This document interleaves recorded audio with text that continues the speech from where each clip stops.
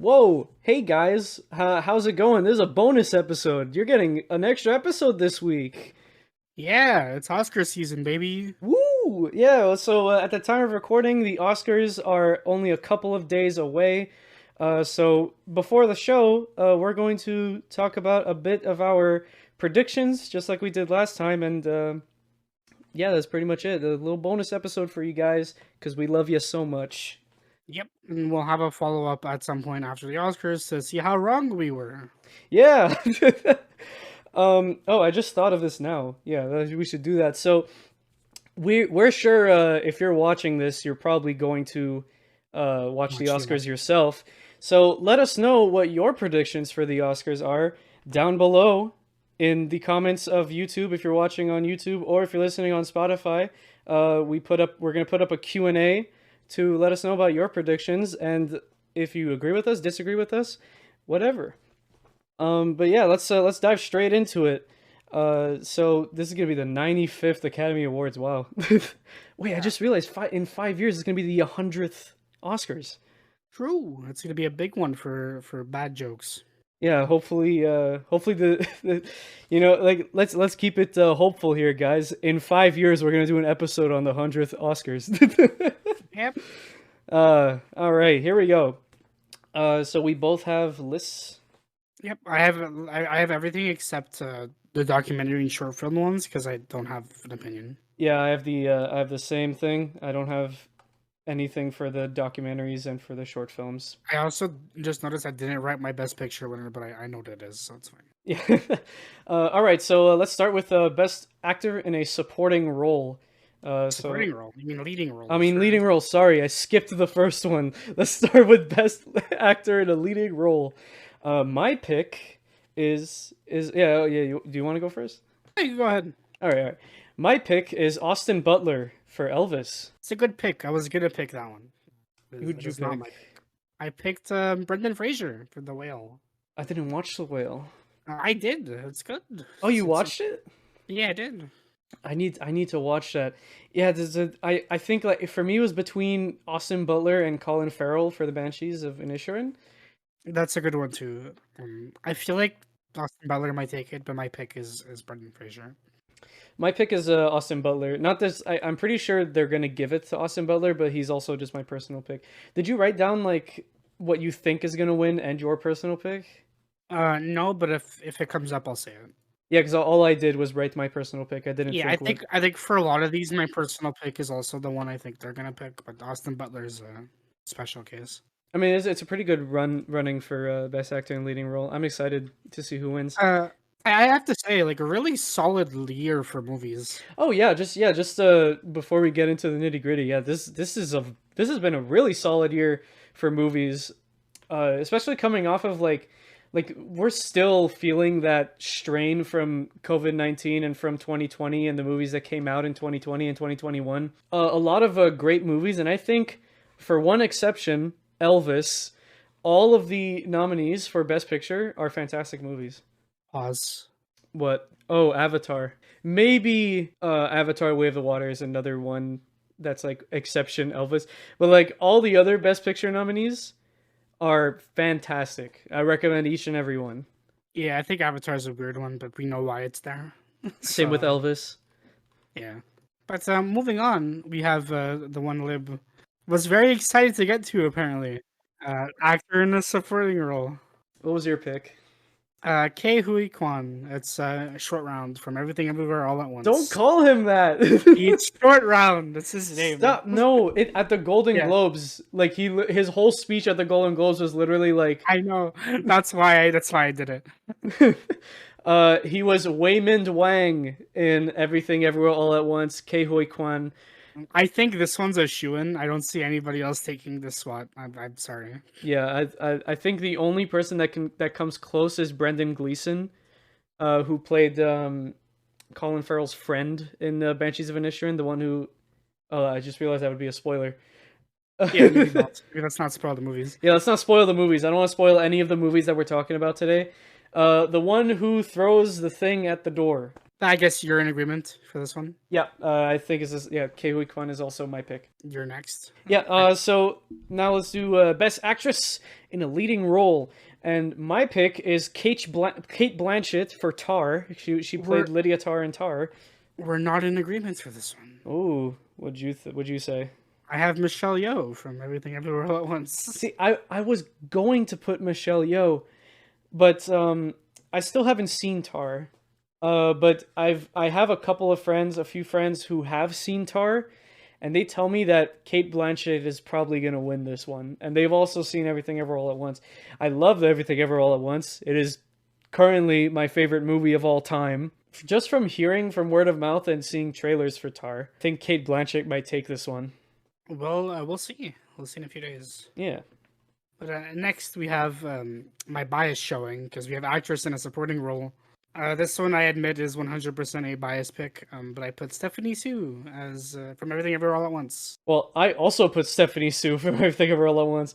That name is gonna come up. Actually, it doesn't come up that much more. Looking at my list, that's surprising. Yeah. So two actresses from Everything Ever All at Once are here. Jamie Lee Curtis is also here.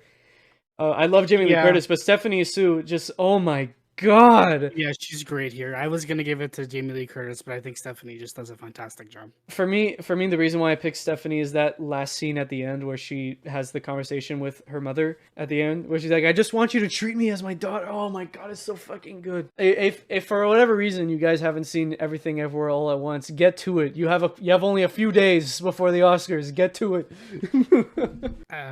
So the next category is something I don't think we're gonna agree on.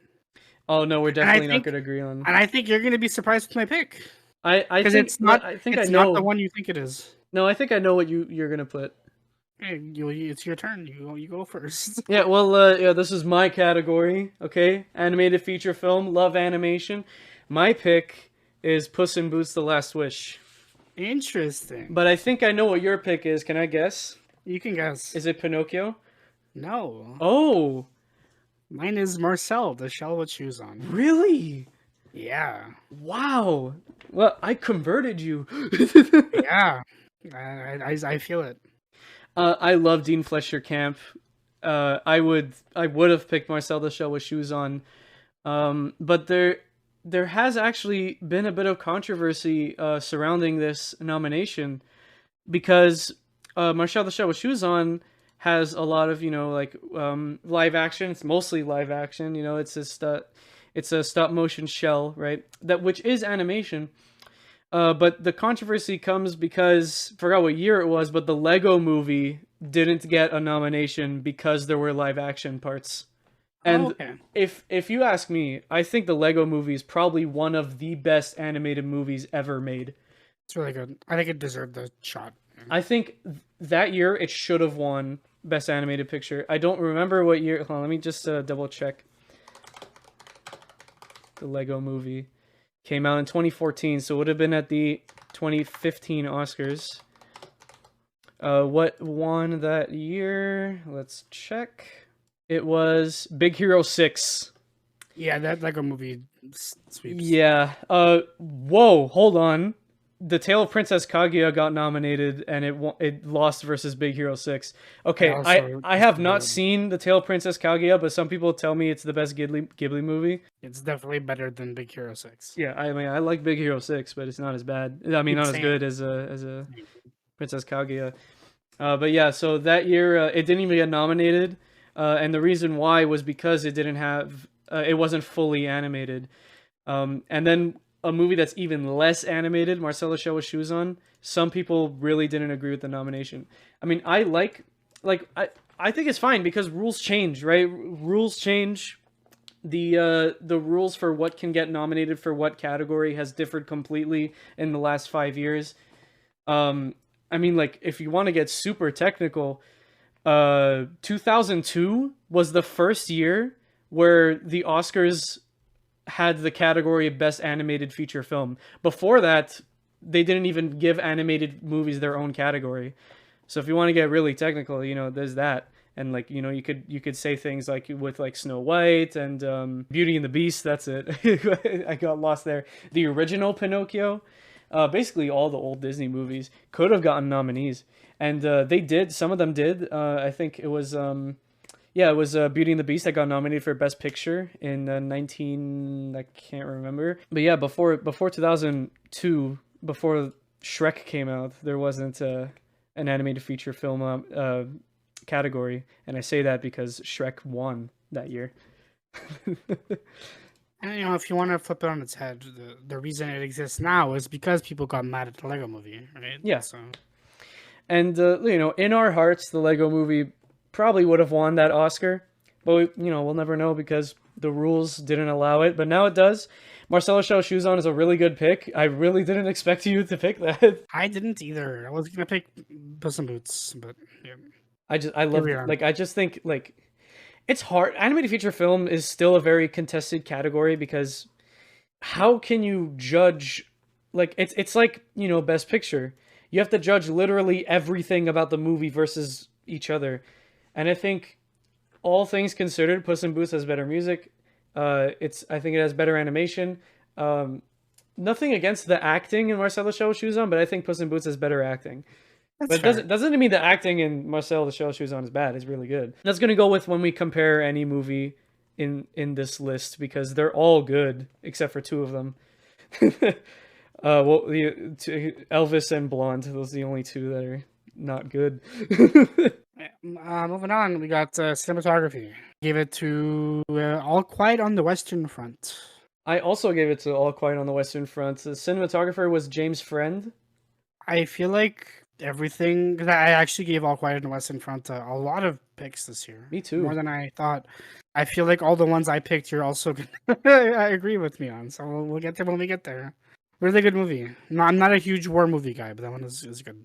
Yeah. I think Tar is also a runner-up, but we'll see. That's fine. Moving on to costume design. I gave it to... I have two picks because I couldn't decide. That's going to happen a little bit. There's a few that I give 3 picks for. There's a few that I gave 2 picks for. This one, I have it between Elvis and Black Panther.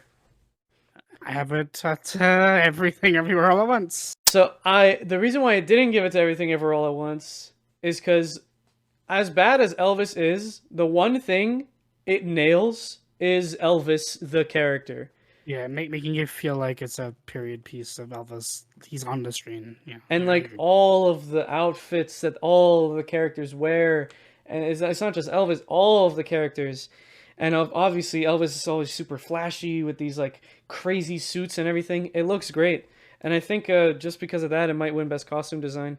But I also put Black Panther because the Academy only likes giving awards to the MCU when it's for costume design. And so Black Panther is I think that's going to win, but my pick is Elvis. Okay. So we are skipping directing for now. Well, hold on. You didn't talk about Everything Ever All at Once. Oh, right. I did not do that. Sorry, I'm tired.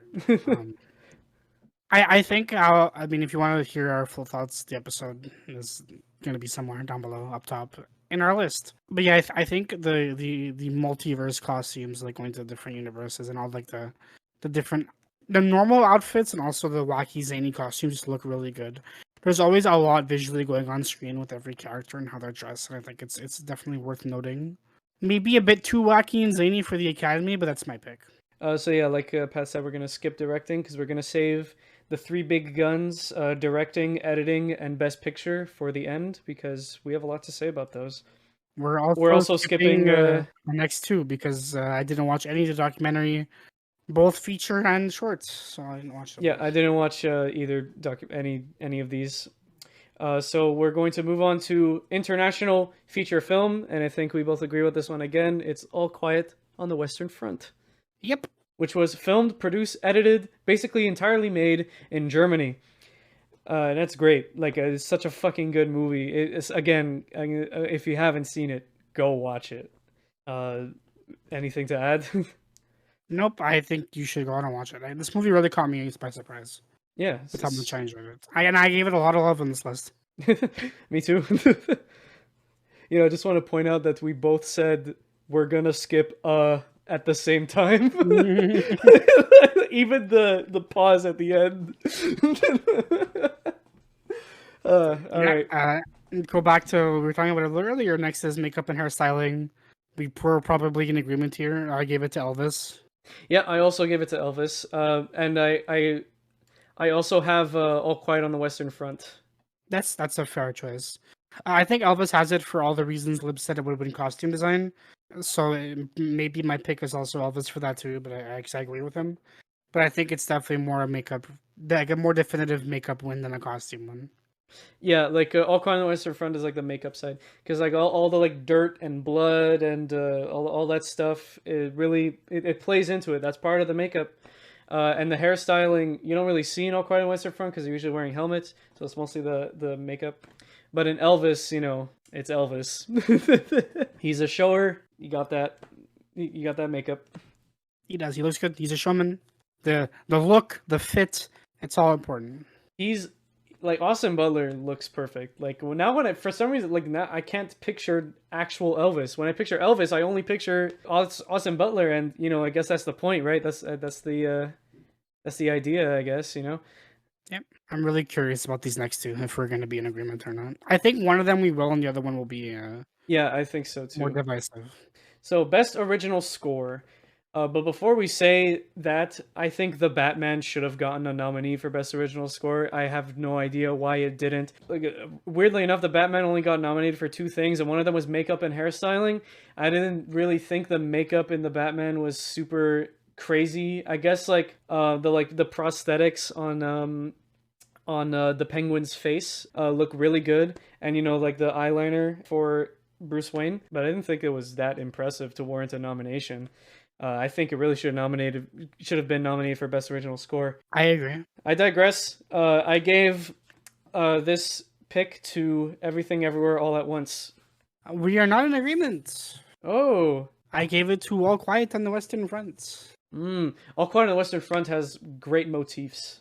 Yep. Okay, so this is a weird comparison. Not a video game podcast, by the way. But I get like Metroid vibes from like just watching like the feeling of being in a Metroid game.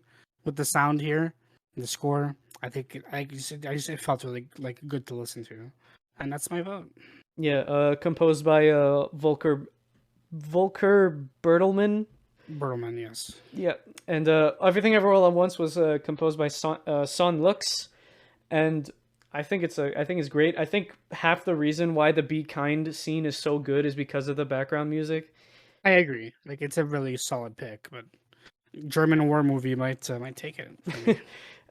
Maybe. So next up is a best original song. Yeah. So what's your pick?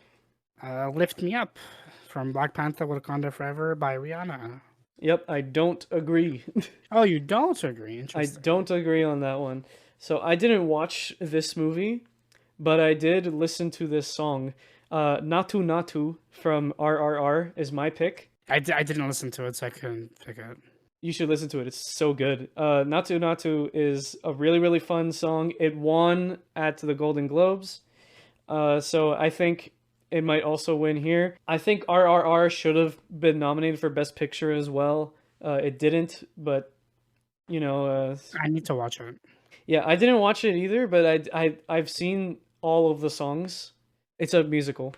I've seen all of the songs, and they're all great, and Natu Natu is my favorite, and I'm really happy that it got nominated. So I think it might win. Cool. Yeah. We're skipping Best Picture. Yep.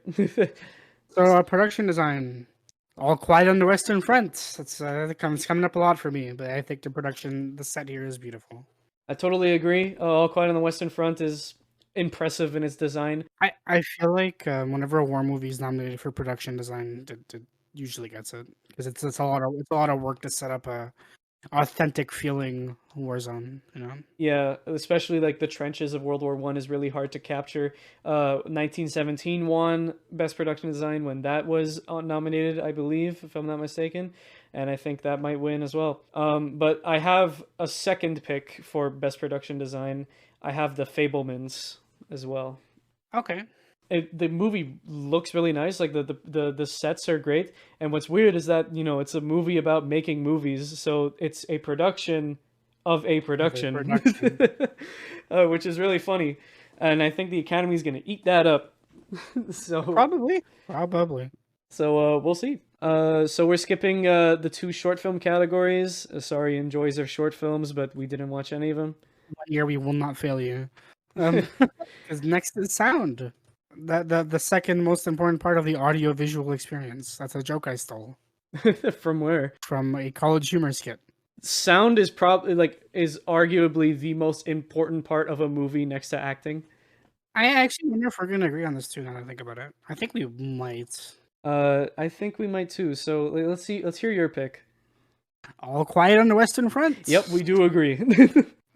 This one came up more than I thought it would. Honestly, especially considering my rating that I gave it. I thought this movie's come up a lot. But yeah, I think the sound here again. It's a war movie. Sound is really important, and then nails it. So yeah, I think that's a good pick. Yeah, I was going to put the Batman, but I think the reason why the sound for the Batman is so good is half because it was made for IMAX theaters. So if you're not watching it in IMAX, which I haven't rewatched the movie yet, but if you're not watching it in IMAX, I doubt that the sound is gonna have as big of a presence.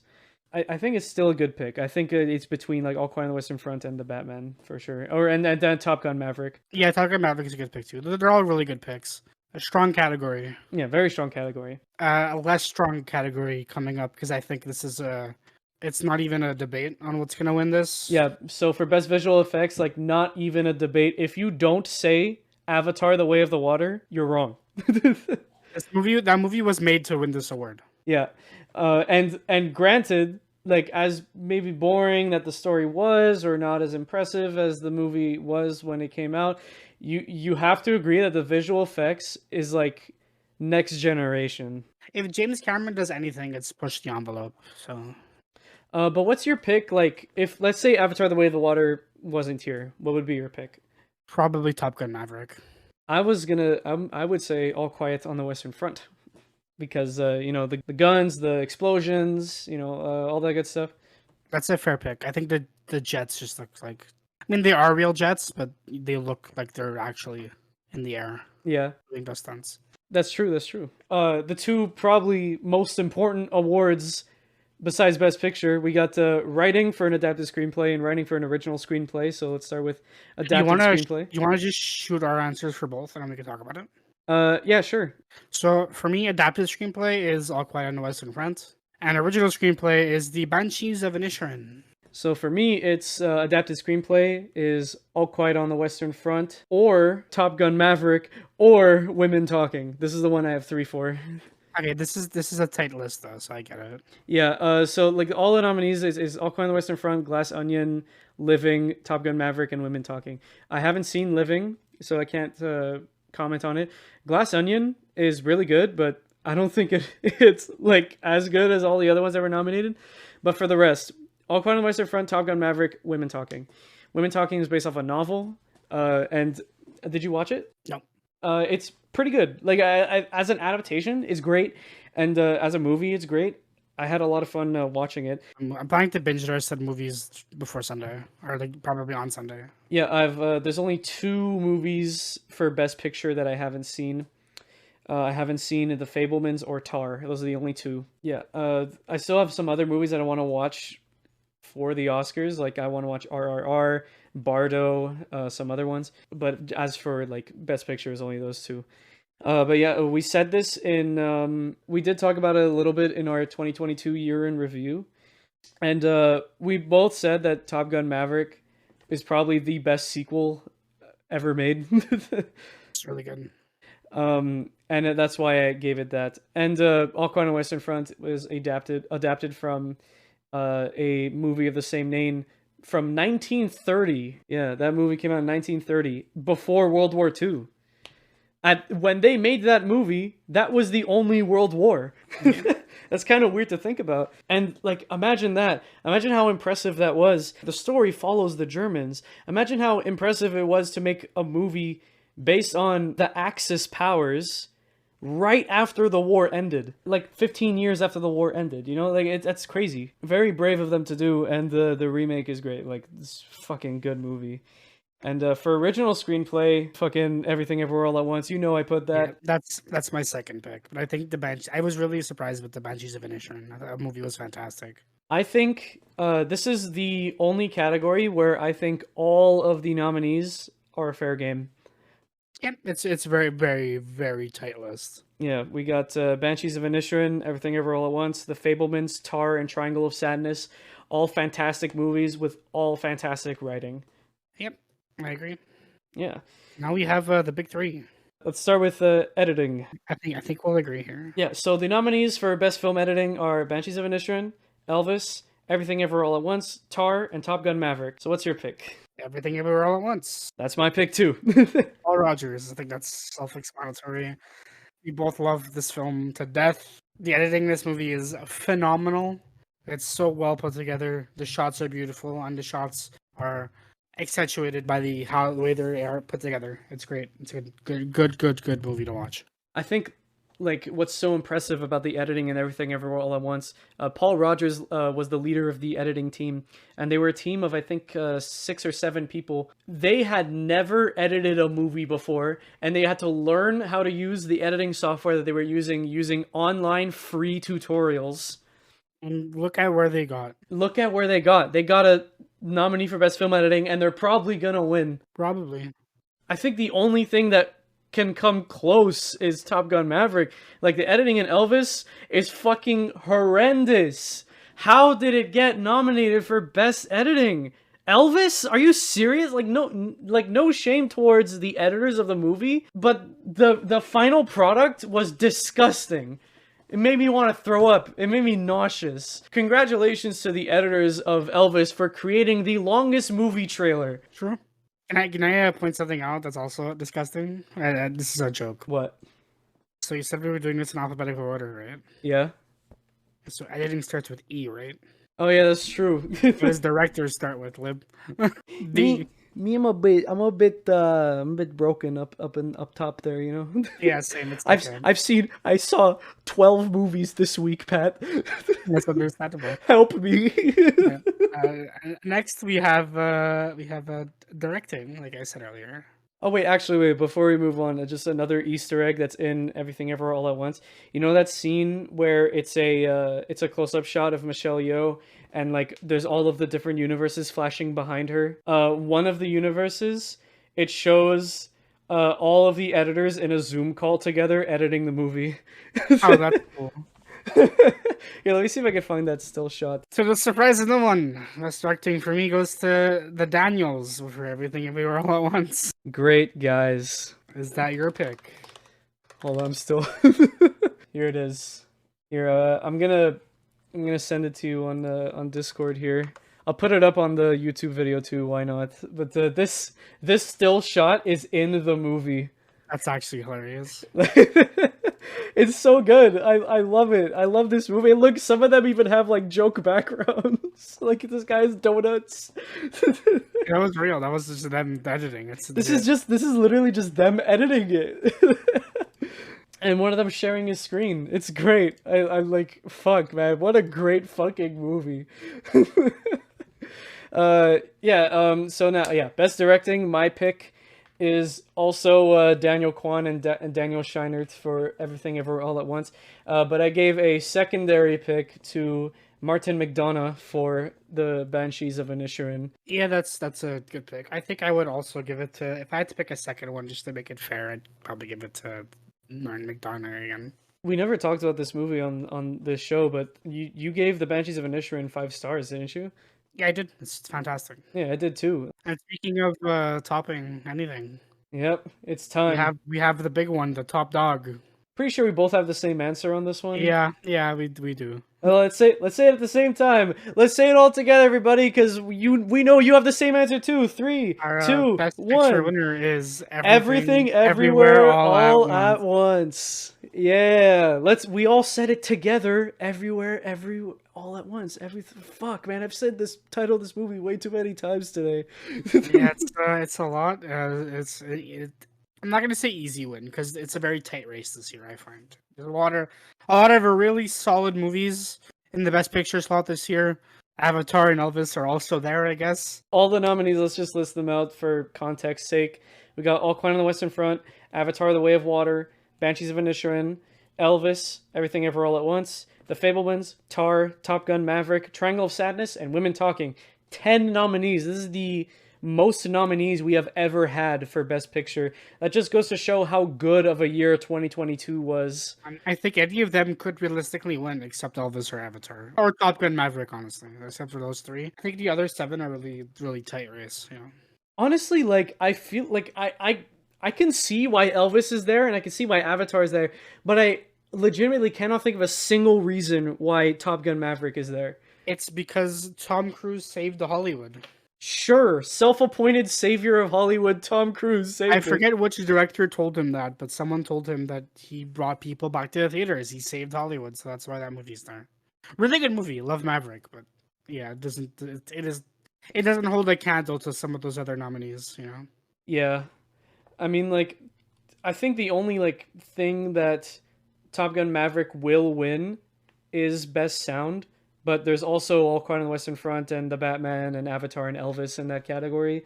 So, you know, we'll see, but I think Top Gun Maverick has a good chance on that one, even though I said my pick was All Quiet on the Western Front. But yeah, like, in general for the Oscars, every movie that was nominated, I think deserved the nomination, except for Elvis and Blonde. I haven't seen Blonde yet. I still want to though. Blonde was nominated for Best Actress in a Leading Role. Ana de Armas was nominated, and like I love Ana de Armas, but I don't even think her performance in the movie was that good. So Okay, that's a shame. yeah, it's a shame. As you know, I love her as an actress. She's great. She's in two of my favorite movies of all time. So you know, like it was a shame watching Blonde because I was really excited for a Marilyn Monroe movie, but they did it in literally the worst way possible. Unfortunately. Unfortunate. Anything to add? I mean, that's pretty much it, right? That's it. We'll be back, you know, with our follow up like we did last year. We were talking about, so we were recording this after the Creed episode, and in the Creed, which you're gonna see after this, but in the Creed episode, we said that would be next. The follow up would be next, I should say, but we don't know. But at some point, you will see our follow up to this and see how right or wrong we were. Yeah, like I'm actually excited for this year's Oscars for the awards. Like last year I was excited to see how much of a shit show it was, but this year it's so tight that I'm excited for the awards. Look, like Coda and well, I don't even remember the nominees from last year. I just know Coda cuz it won. Coda, Dune, help me out here, man. I don't fucking remember, honestly. The Power of the Dog, like all of those movies were good, but not like it wasn't a tight race, you know, like the highest rating I gave for any of the movies was for Dune, and I'm biased towards Dune. So it like unbiased, it would be Coda, and I gave it 3.5 stars. Nowhere near as close as I gave anything from this year's nominations. God, like 4 of the nominees for Best Picture I have at 5 stars. it's a solid year.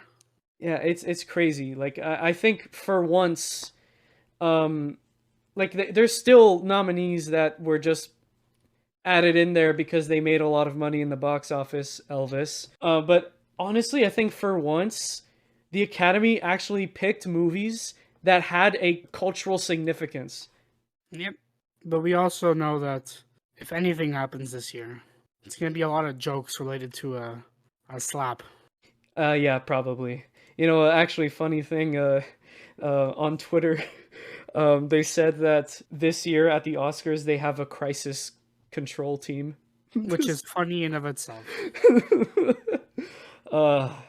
Thank you, Will Smith, for everything you've done. But that being said, thank you guys so much for listening to this little bonus episode we have for you. We hope you enjoyed. Again, if you agree, disagree, have some opinions on the nominees for the Oscars this year, make sure to let us know in the Q&A on Spotify or in the comments on YouTube. But with that being said, we will see all of you at the Dolby Theater on Sunday night. Take care, everybody. Ciao. Arrivederci. Ciao. Couldn't think of anything.